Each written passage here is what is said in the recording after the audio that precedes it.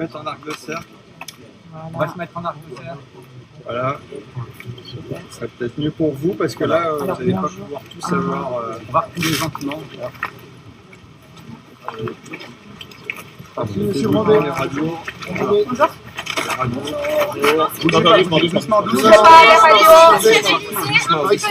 Voilà, tout le monde va avoir ces images. Qu'allez-vous? On va commencer par vous faire un point factuel.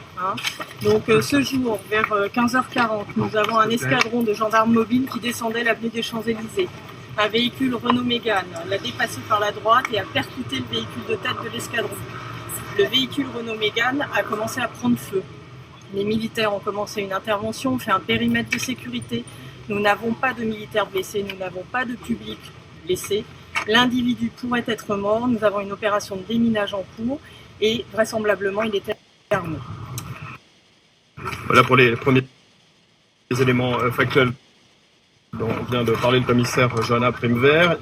Ces opérations de déminage se poursuivent. Le ministre de l'Intérieur est également sur place, Gérard Collomb, qui est aux côtés des gendarmes qui sont intervenus, qui ont été pris pour cible puisqu'il semble que ce soit une démarche volontaire de la part de l'individu. Ce sont ces gendarmes qui ont fait le périmètre de sécurité, qui ont bouclé les lieux et qui ont extrait du véhicule l'individu qui avait foncé sur le véhicule de tête.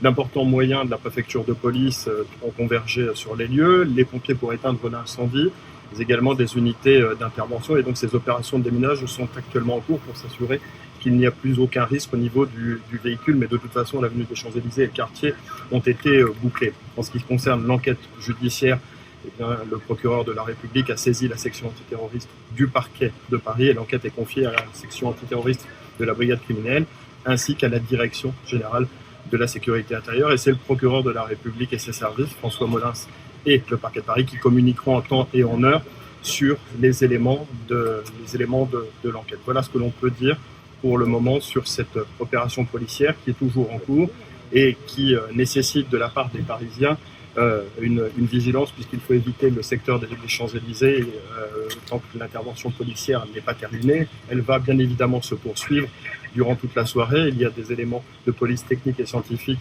à pouvoir recueillir sur les lieux, et donc il y aura une exploitation de la scène de crime durant les heures qui viennent. On reviendra faire un point tout à l'heure lorsque le ministre de l'Intérieur aura vu l'ensemble des personnels engagés sur cette opération qui a commencé, comme le disait le commissaire Prévert, aux alentours de 15h40. Merci beaucoup. Merci. Quel est votre prénom, madame? Madame, votre prénom?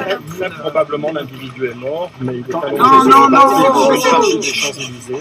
sur une partie des Champs-Élysées. Et bien évidemment, comme les opérations de déminage sont en cours, les éléments et les secours progressent lentement pour pas prendre le moindre risque. Mais il est très vraisemblablement décédé. Est-ce qu'on en sait un peu plus? Votre prénom, madame? Madame, s'il vous plaît. Votre prénom?